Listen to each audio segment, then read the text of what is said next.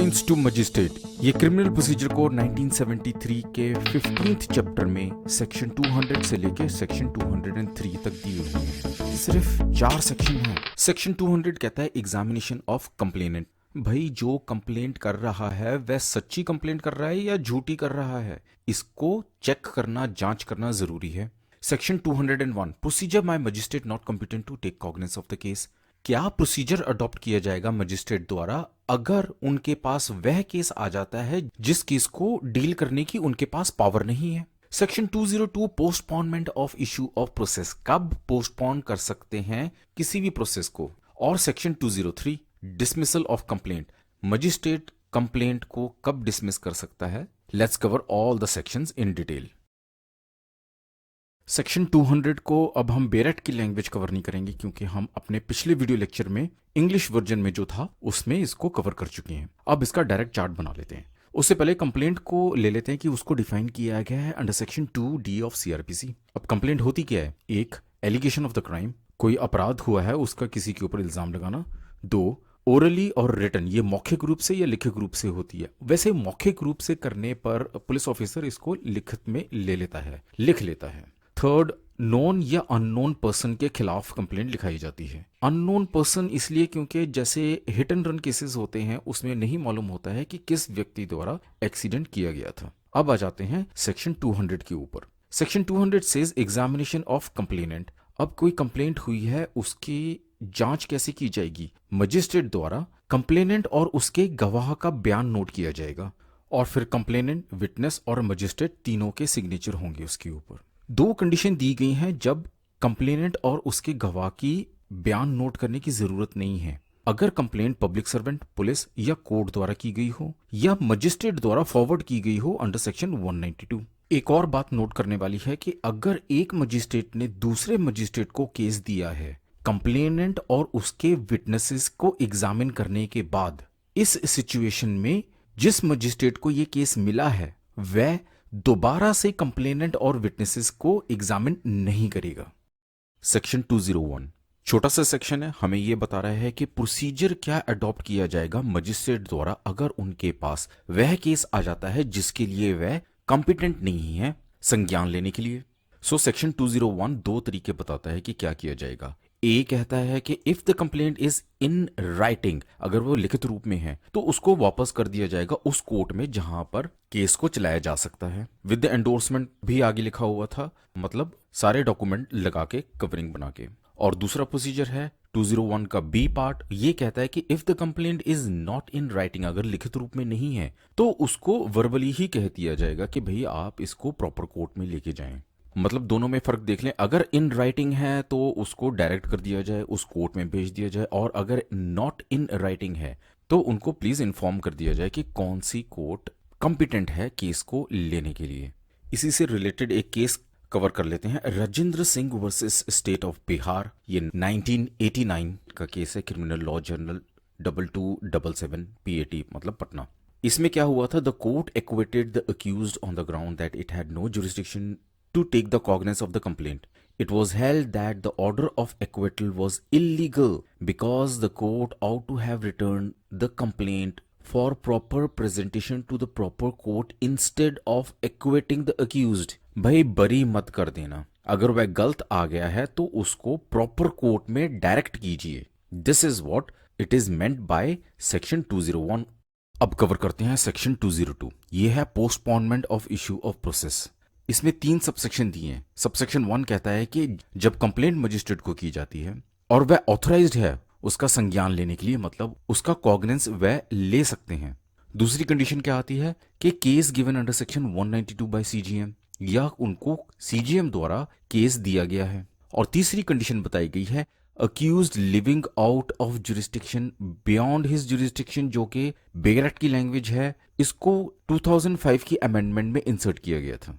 ऐसी सभी कंडीशंस में मजिस्ट्रेट क्या करेगा? प्रोसेस को पोस्टपोन करेगा, मतलब उन्होंने संज्ञान नहीं लिया है। वे क्या कर रहे हैं? या तो इंक्वायरी करेंगे खुद बाय हिमसेल्फ, या इन्वेस्टिगेशन के लिए कहेगा पुलिस ऑफिसर को या किसी और व्यक्ति को। इसको येलो में शो किया हुआ है कि कंडीशन क्या है, अगर केस को डील करने की पावर सिर्फ सेशन कोर्ट के पास है, और दूसरी कंडीशन है अगर कंप्लेंट जो है कोर्ट द्वारा नहीं की गई है तब कंप्लेनेंट और विटनेसेस को अगर सेक्शन 200 के अंदर पहले ही एग्जामिन किया गया है, इन तीनों सिचुएशन में मजिस्ट्रेट इन्वेस्टिगेशन के ऑर्डर नहीं देगा। थर्ड को रेड में इसलिए शो किया गया है क्योंकि कंप्लेनेंट और विटनेसेस को ऑलरेडी एग्जामिन कर लिया गया है, उनको री एग्जामिन करने की जरूरत नहीं है।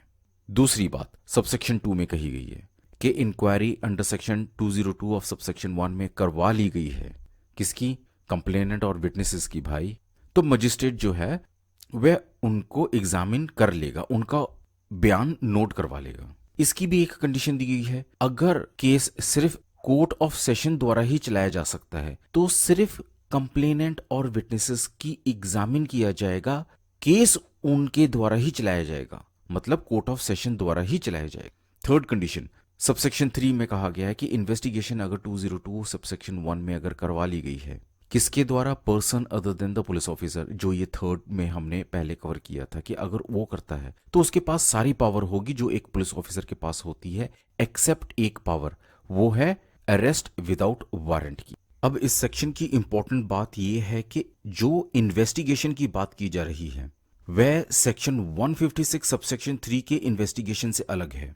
सेक्शन 156 सबसेक्शन 3 में इन्वेस्टिगेशन जो है वो प्री कॉग्निस स्टेज पे होती है, मतलब कोर्ट ने अभी संज्ञान नहीं लिया है, और ये कंप्लीट इंक्वायरी होती है, कंप्लीट इन्वेस्टिगेशन होता है सभी चीजों का। और सेक्शन 202 में जो इन्वेस्टिगेशन की बात की जा रही है वह पोस्ट कॉग्निस स्टेज है, मतलब संज्ञान लेने के बाद, मजिस्ट्रेट द्वारा केस को दर्ज करने के बाद। और ये लिमिटेड इंक्वायरी होती है सिर्फ उस फैक्ट के लिए जिसके ऊपर मजिस्ट्रेट को शक हो कि शायद ये झूठ लग रहा है। अब ये भी समझ लेते हैं कि सेक्शन 202 का ऑब्जेक्ट क्या है, इसको क्यों बनाया गया है। 1 to ascertain the fact constituting the offence, इस बात की जांच करना कि क्या अपराध हुआ भी है कि नहीं, ये कंप्लेंट जो की गई है इसमें कितनी सच्चाई है। Number 2 to prevent the abuse of process resulting in wastage of time of the court and harassment of the accused. भाई अगर फालतू में ही कोई किसी को तंग करने के लिए कोर्ट आया है तो ऑब्जेक्ट सेक्शन 202 का ये है कि जांच पड़ताल करके पता लगाया जाए जिससे ना तो कोर्ट का टाइम बर्बाद हो और ना ही जिसके ऊपर झूठा इल्जाम लगाया गया है उसके साथ कोई नाइंसाफी हो, उसको कोई हैरेसमेंट ना हो। Number 3 to help the magistrate to जज if there is sufficient ground calling for investigation and for proceeding with the case. और मजिस्ट्रेट को भी मदद मिलती है कि कंप्लेंट में दम है भी या नहीं, इन्वेस्टिगेशन करवाई भी जानी चाहिए या नहीं। So I hope section 202 is clear. Section 203 ये है dismissal of complaint, last section of this chapter.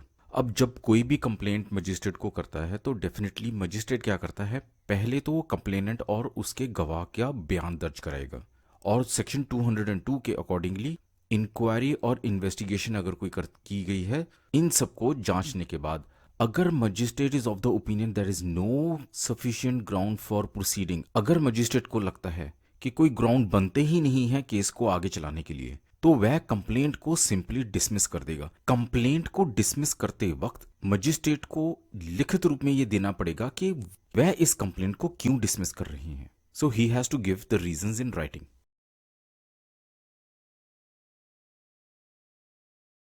Important case cover करते हैं। Nanjuna versus Rangaira, again sorry for my wrong pronunciation if any, 1977 2 KARN LJ 374।